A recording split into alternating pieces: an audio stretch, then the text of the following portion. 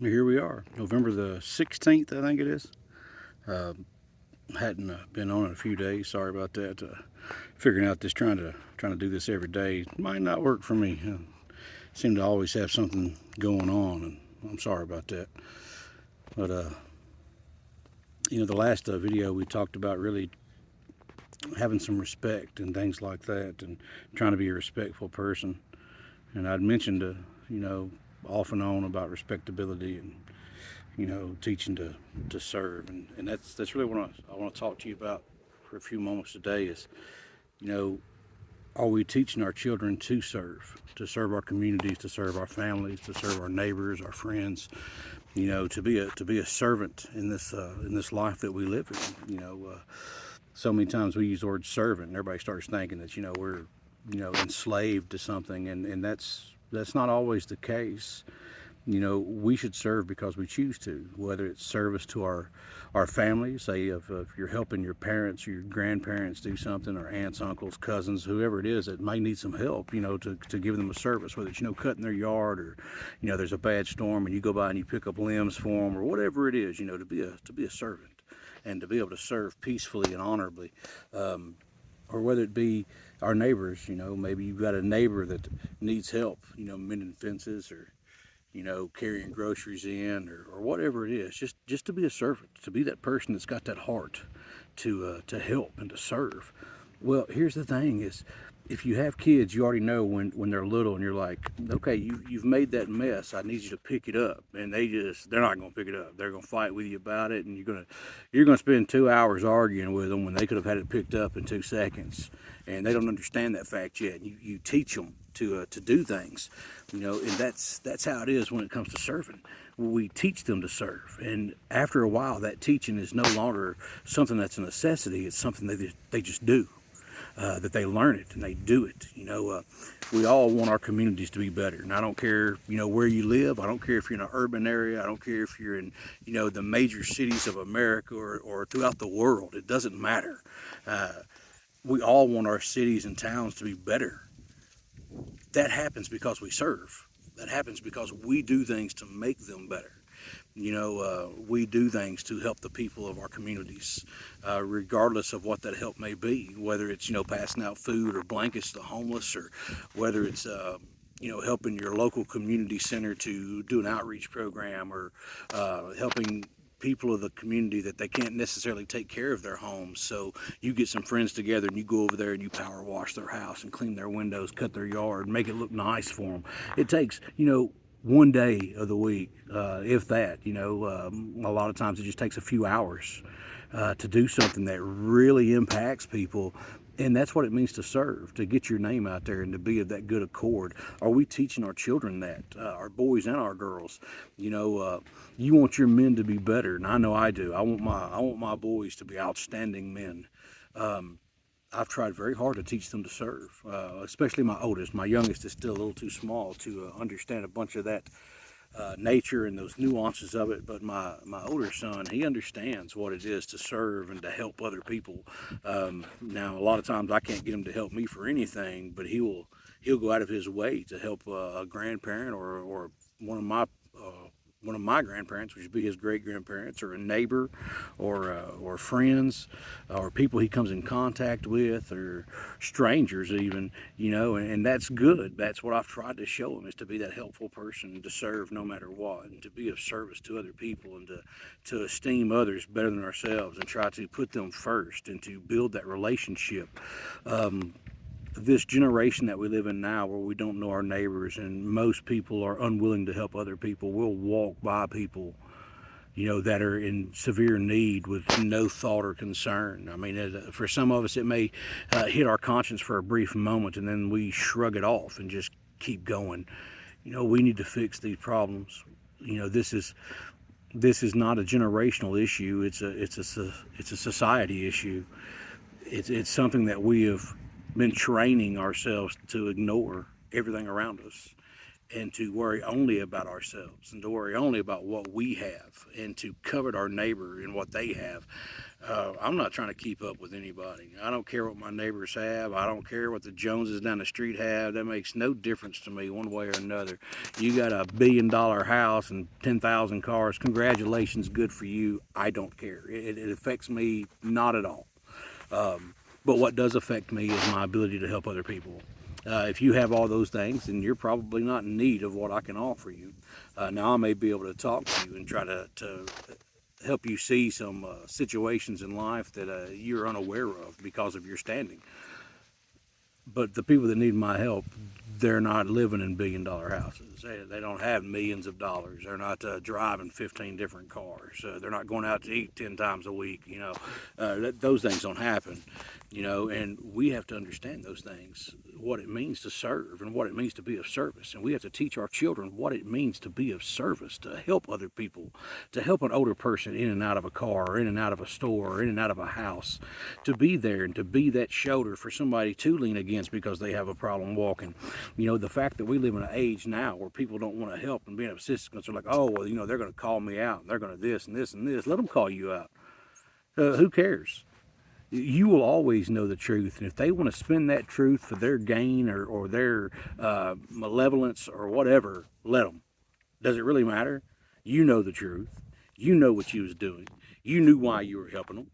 You knew what the purpose was.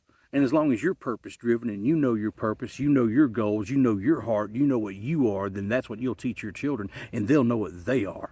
They won't grow up not knowing where their place is. They won't grow up not knowing what it means to help other people. They will know what it means to help other people with no regard for themselves or what they're going to get in return. And we need to understand those facts. We've lost that. And losing that, we've lost our country. Now, if you live out of the United States, I can't really speak much for you. I've been to some other countries, but most of them not enough time to be able to say with any knowledge, what it is that you may or may not need. But, in the U.S., we're crumbling. I'll be honest with you. That breaks my heart to know that this nation is falling apart. And it's falling apart because our leadership is crap. And it's falling apart because our citizens are crap. We've brought ourselves to that. We have men that are afraid to help people in distress because they're afraid they're going to be called out on the internet. They're afraid somebody's going to call them a creep or something because they helped somebody. That's not the way it ought to be. I'm sorry. I'm always going to be a man. And if I see someone needs help, I'm going to help them. If they call me out for it, so be it. If they want to look at me and say, well, I didn't need your help, that's fine. I'll take whatever it was that I just done and I'll put it back. It don't bug me a bit. You're struggling lifting something, I come and help you and you complain about it, I'll put it back on the ground and walk off. That doesn't make me any less of a person. It makes you less of a person. And that's perfectly fine with me. That's not going to affect the way I sleep. It's not going to affect the way I act. It's not going to affect what I do as a person, as a man, as a father. But I'm going to teach my children what it means to be of service. And I'm going to teach them what it means to serve their community and serve their country. I will do everything I can to make sure that I teach my children what it means to really be free, to understand that meaning, that I have the freedom to say whatever I want because I have a constitutional right that gives me that freedom, that I have the freedom to go where I please because, again, I have a constitutional right to have that freedom of travel, and I will take that freedom and I will uphold it, and I will do everything I can to make sure that they know that they have those and to express it. That also means that I have the freedom to try to help other people, and if that offends people, I'm sorry, but that's why we're where we're at. That's why we're where we are in this country.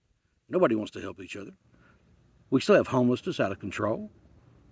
Why? Because people don't help each other. Oh, well, we could do stuff. There's some people that are going to say, well, we pay taxes that are supposed to do that. You're right, we pay a lot of taxes. And our government's not going to help them.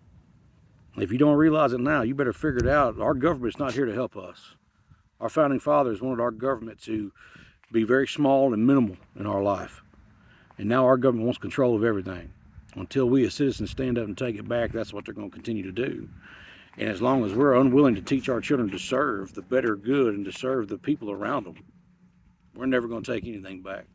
We're never going to be what we're supposed to be. We're never going to be the people we need to be. We're not going to be servants. We're not. We're going to live in that little closed-in box because they told us to. Well, I can't do that. I just can't. I see all these people that just don't care about anybody else but themselves. You know, I grew up in an age where if you had a flat tire, you'd have 10 people stop by and offer to help you, whether you needed it or not. You know, now, if you have a flat, you're going to be lucky if 1 or 2 people stop, if that. You know, that's a sad state that we live in if that's the case. We'll see people struggling at a grocery store trying to count out change because they can't afford their groceries, and they know they can't. They went over their limit or whatever you want to call it. And I'll see people that, you know, they just turn their heads the other way. You're right. I know everybody can't help. I know that, especially when it comes to financial ways. Believe me, I understand. But when you do have it to help and you still don't, what's our excuse then? What's our excuse then when we lay down our head at night knowing that we allowed people to go hungry or allowed people not to have the ability to feed their children or to be able to have the means to clothe themselves or those around them, to be able to take care of their families? You know, what kind of a man can we call ourselves if we don't take care of our family? You know, if we're not providing for them, if we're not giving them that home and the things that they need, what are we? What good are we? We've become useless.